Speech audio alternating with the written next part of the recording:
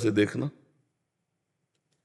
सब करने के बाद एक चाह बनी रहती है, काम की पूर्ति, काम वासना।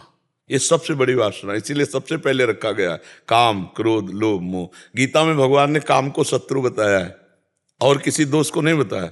मुखिया मारा गया तो सब नीचे मारे जाएंगे। मुखिया है काम, मुख्य है काम। और काम का भोग स्थान क्या है? आप विचार करके देख लीजिए, कहां सुख है? जिन अंगों को ऐसे स्पर्श किया जाता है तो वहां वहां सुख। कैसी मति मारी गई है कि हमारा आंतरिक जो चाहत है वो, सबके दिमाग में एक ही सबसे बड़ा सुख है, काम सुख। बालक, जवान, बूढ़ा, सबको ये अंदर की बात है। अंदर जब खोजो तो सुई तुम्हारी यहीं रुकेगी जहां हम कह रहे हैं। अंदर देख लीजिए। और काम के पूर्ति में लोभ होता है और काम की अपूर्ति में क्रोध होता है। बहुत दोष इसमें प्रकट होते हैं।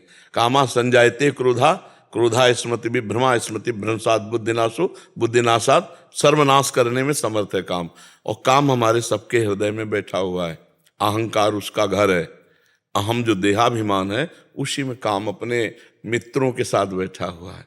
इसको हटा दो, फिर जो आनंद मिलेगा तब तुम्हें जलन लगेगी। कामाग्नि, क्रोधाग्नि, लोभाग्नि, मोहाग्नि, मदाग्नि, मत्सरता, ईर्ष्याग्नि, ये सब कितना जलाती रही। अब मुझे नहीं जाना संसार समुद्र में, समझ रहे ना? ये है दावाग्नि, नहीं जाना इस संसार में। तो वो महापुरुष जब ब्रह्मानंद को प्राप्त हुए और पीछे की बात देखी तो उनको, जैसे भर्तृहरि जी चक्रवर्ती सम्राट सब त्याग करके और जब भगवान शंकर की आराधना की, भगवान शिव प्रकट हुए, तो उन्होंने एक वरदान मांगा कि मुझे सम्मान से कभी भिक्षा ना मिले। क्यों? क्योंकि सम्मान देहाभिमान को पुष्ट करता है, सम्मान संसारिकता को पुष्ट करता है। इसलिए प्रभु मुझे कभी सम्मान से भिक्षा ना मिले। ये संसार बहुत मायावी है। जब तक हम भजन नहीं करेंगे तब तक ये समझ में नहीं आएगा। बड़ा सुखद लगता है, नहीं लगता? पत्नी, पुत्र, भाई, परिवार, रिश्तेदार, नातेदार, कितना आनंद लगता है। लेकिन क्या आनंद है किसी को? सब जल रहे, सब जल रहे। आनंद तो भगवान के चिंतन में है। जब तक भगवान का भजन नहीं करोगे तब तक आनंद का अनुभव, क्योंकि हमारे अंदर जो प्यार है वो जब तक परमात्मा के चरणों में नहीं पहुंचेगा तब तक कोई सुखी नहीं हो सकता। सब करके देख लो, सब करके। और जब वो मिलेगा तो लगेगा प्रभु भूलकर कभी इधर न जाने को मिले।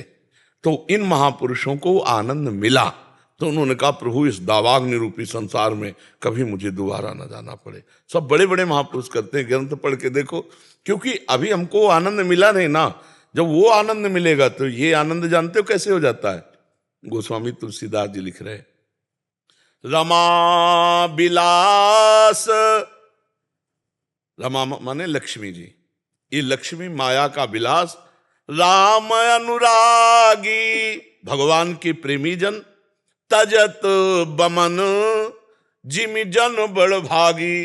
वो बड़भागी भगवान के भक्त इस माया के विलास को कैसे त्याग देते हैं? जैसे बमन, उल्टी कोई देखना चाहेगा, कोई खाएगा। और दूसरे शब्दों में विष्ठावत, जैसे विष्ठा को कोई दोबारा पलट के देखना नहीं चाहेगा। और तीसरा विश्ववत, ब्रह्मादि के भोग